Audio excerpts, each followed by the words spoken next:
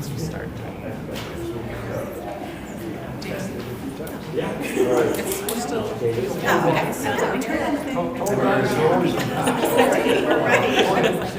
We're just talking.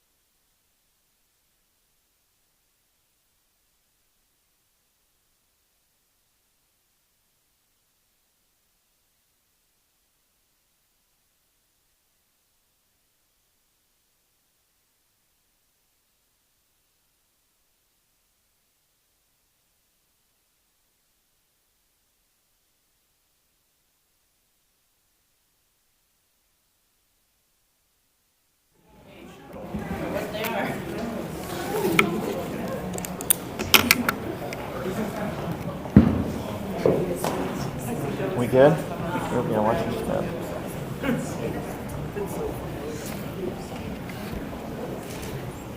Hello, everyone. My name is Dan Fingus, Executive Director of Vermont Conservation Voters.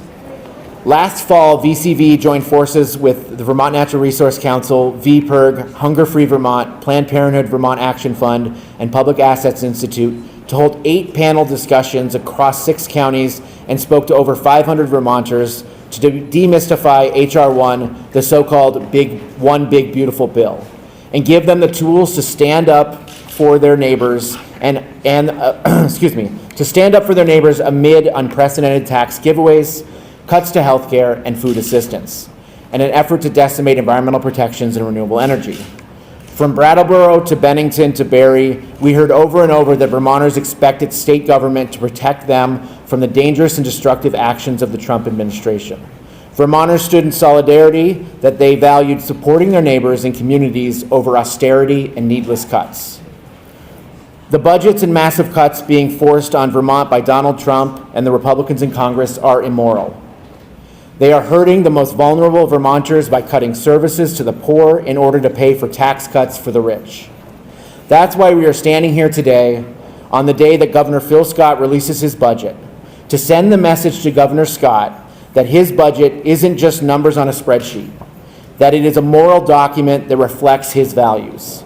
Every number in Governor Scott's budget represents the lived experience of Vermonters and their needs for affordable and accessible food, healthcare, energy, housing, and so much more. We are here today to urge Governor Scott to take a different path than that taken by federal Republicans and President Trump, and to reject furthering his party's immorality. We are calling on Governor Scott to craft a budget that reflects Vermont's values, a budget that protects the most vulnerable, grows our local economy, and preserves the environment and Vermont's special way of life. Today we'll hear from Vermonters and policy experts who will share the impacts of federal cuts to Vermonters and how we can have a Vermont budget that shows Vermont values. First, we will hear about how federal cuts to food assistance, and what that means for Vermonters from Nora Horton, Executive Director of Hunger Free Vermont. Nora?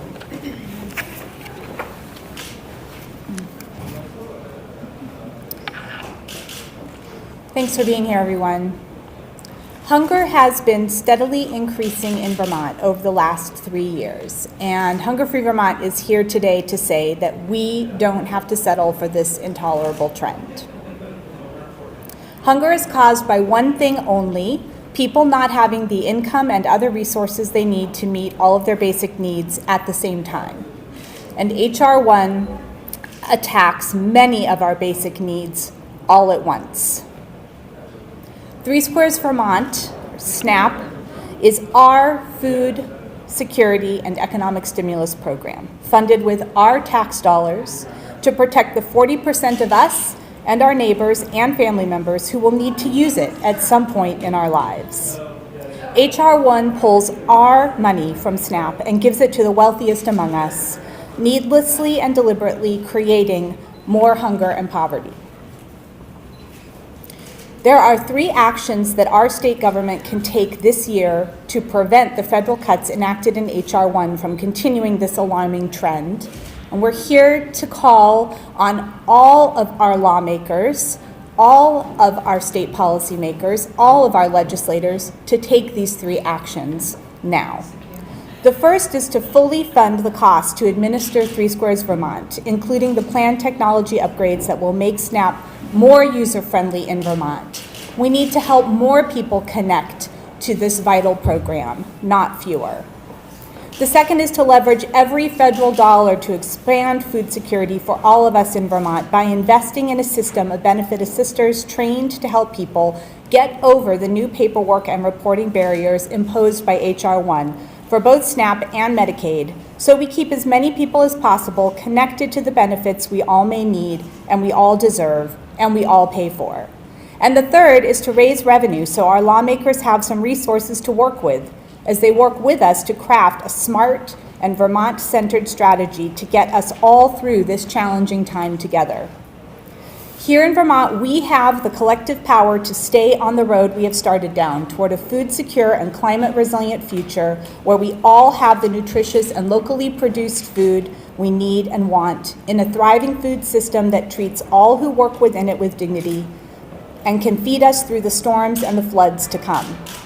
We call on all of our state elected officials to make policy choices in this legislative session that ensure the best possible outcomes for all of us in Vermont. Policy choices that keep us connected to food benefits and health insurance, and that stay true to our commitment to protect the precious human and environmental resources that make possible the Vermont we all love.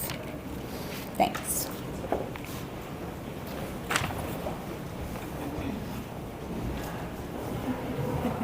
All right.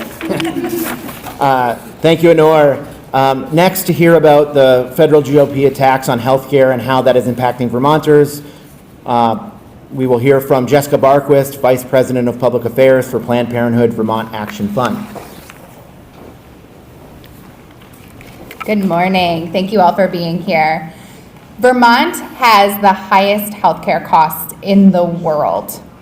At the December legislative briefing, we learned that on average, people living in the United States spend 7.9% of their annual income on healthcare, while in Vermont, that average is 19.6%. Planned Parenthood is a critical provider in this healthcare landscape. PPNNE, Planned Parenthood of Northern New England, provides free care and supports Vermonters who cannot afford this type of expense.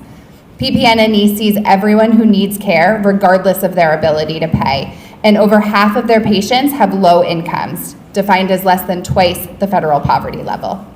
Last fiscal year, PPNNE provided over $1 million in free and discounted care to communities right here in Vermont. This so-called Big Beautiful Bill, H.R. 1, which passed in July, impacts Planned Parenthood directly by prohibiting providers from participating in the federal Medicaid program for a full fiscal year. While this will lapse in June, the attacks continue. Just last week, a new framework was released in DC detailing plans to permanently defund Planned Parenthood healthcare providers. According to a recent Guttmacher Institute study, if Planned Parenthood were to close more health centers in Vermont, our federally qualified health centers would need to increase their patient load by 206% to cover PPNNE's caseloads. This is unsustainable. More broadly, H.R. 1 will also make sweeping changes to Medicaid, which 168,000 or 26% of Vermonters utilize. These changes include the addition of work requirements, increased administrative burden, and add restrictions for certain populations. While these changes are specific to Medicaid, they will have disastrous impacts on the healthcare system more broadly and for the sustainability of our already struggling healthcare providers. As many as 45,000 Vermonters could lose health coverage as a result of this. But most of these things won't go into effect until 2027, after midterm elections. This is on top of the many Vermonters who saw their Affordable Care Act tax subsidies expire this year, causing their health insurance premiums to skyrocket, making insurance coverage unaffordable for many. When people don't have adequate health insurance coverage, they delay necessary primary care, making our communities sicker and the healthcare expenses even higher. This is a vicious cycle that we need to get out of. As advocates, it is our job to say what is important, and it is on the state and the legislature to prioritize how to fund the items that we deem important. What Vermonters need today is a sustainable, efficient healthcare system that meets their needs. Our state budget reflects the priorities and values of our state, and we hope to see healthcare reform as a pillar of the state budget being unveiled today. Thank you.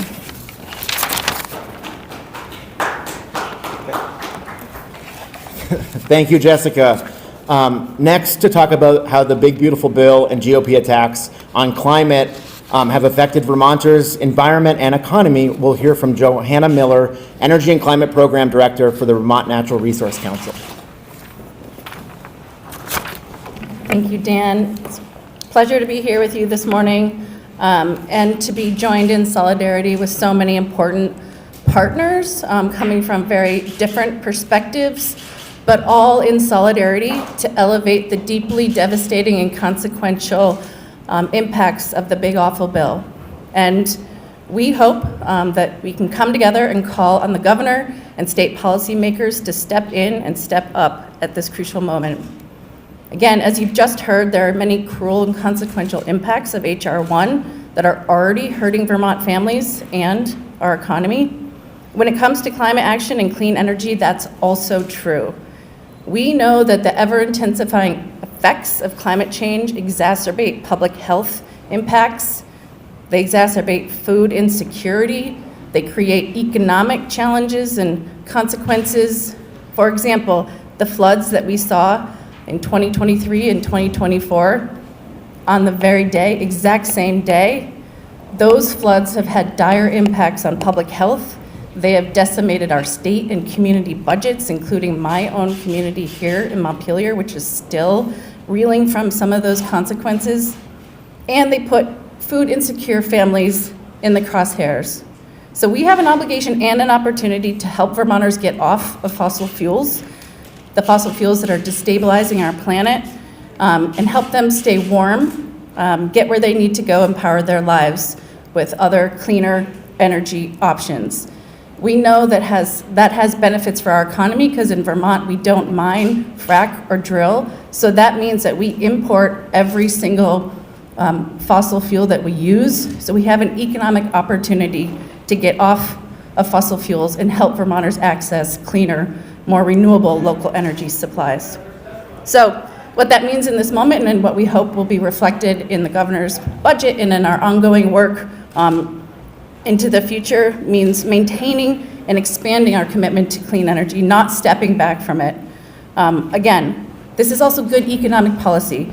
Wind and solar are now the cheapest forms of energy to deploy. They're the fastest forms of energy to deploy, which is why the Trump administration's sledgehammer to clean energy and renewable resources is so short-sighted. As you've just heard, there are many consequential impacts that are hurting Vermont families when it comes to public health, when it comes to food insecurity, and so much more.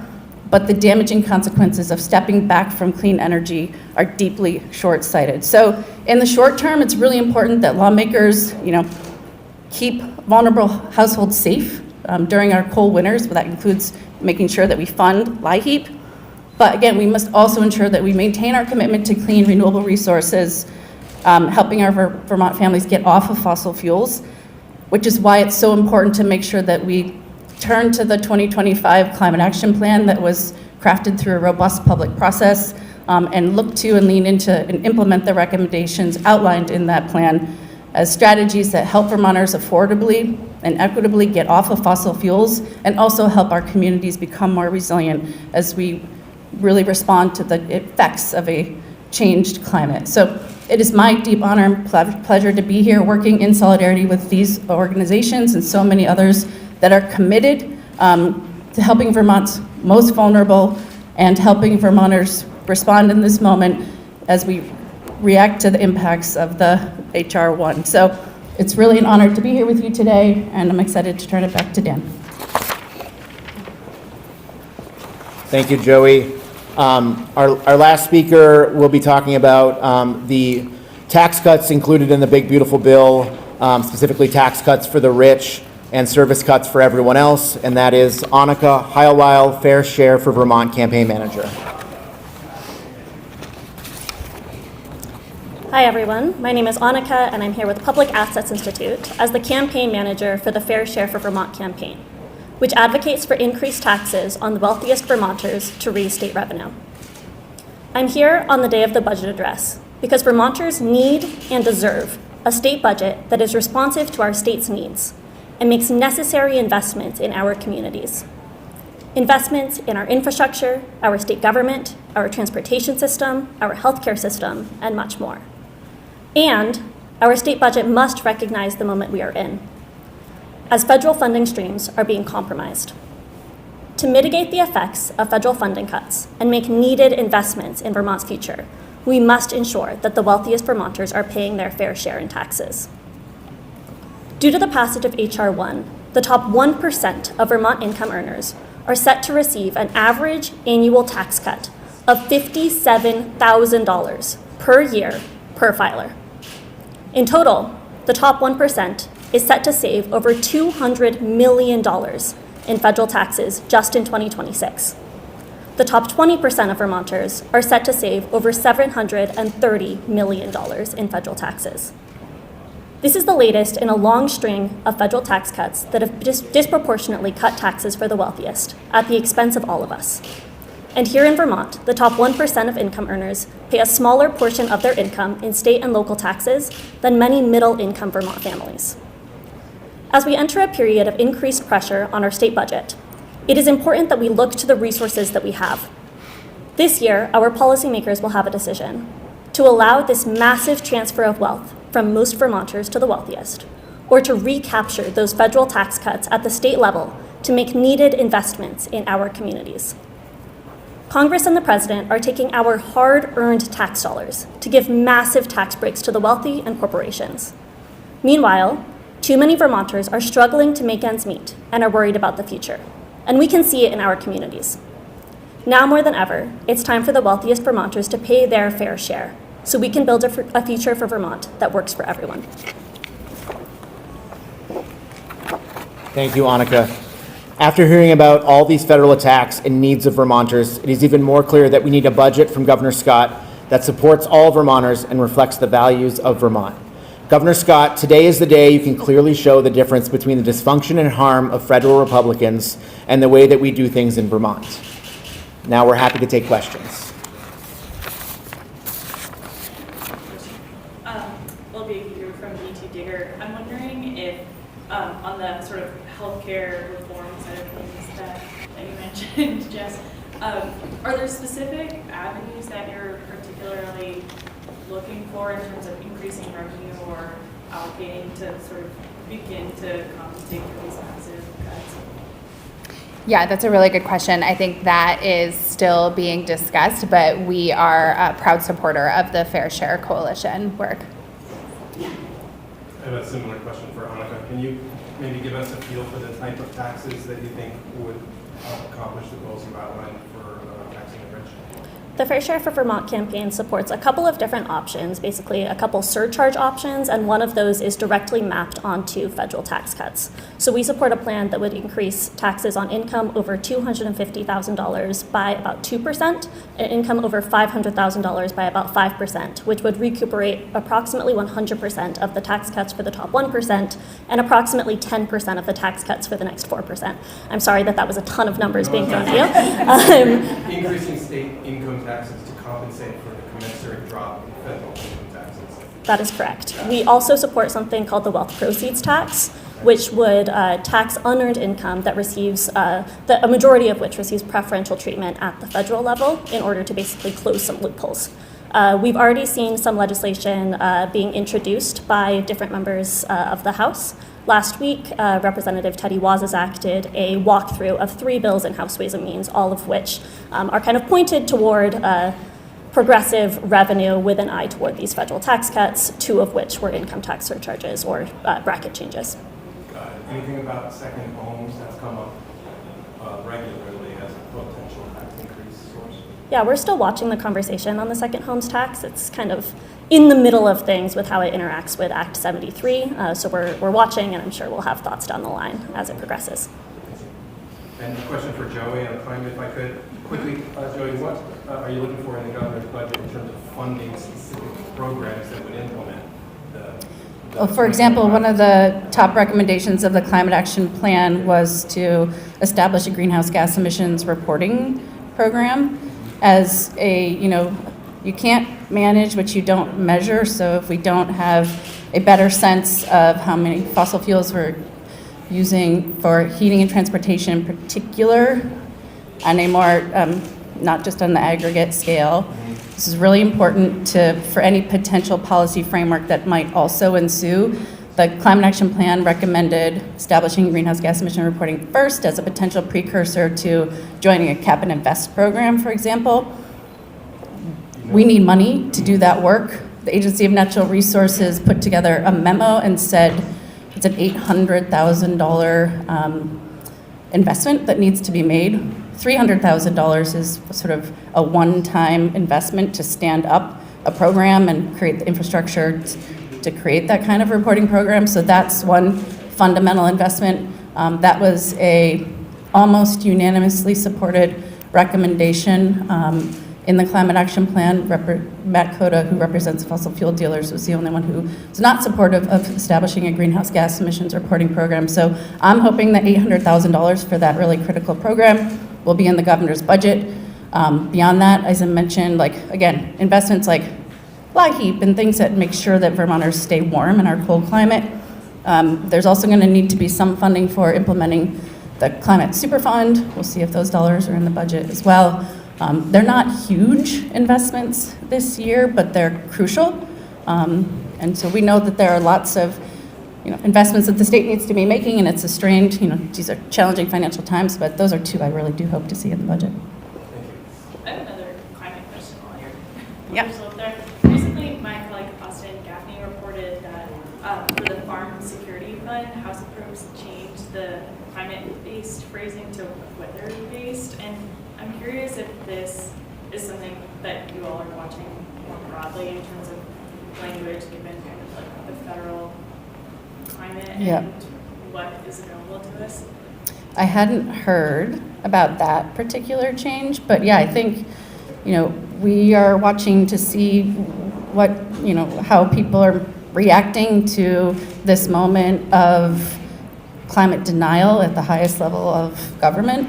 I think that Vermonters know that climate change is real, it's happening, and it's caused largely by the combustion of fossil fuels, adding more CO2 and destabilizing our planet. So it's my hope that we continue to, speak truth to power and stand behind science and facts. And, so we'll continue to watch that, and I can look into that as something I had not yet heard. Good times. Any other questions? All right, thank you all.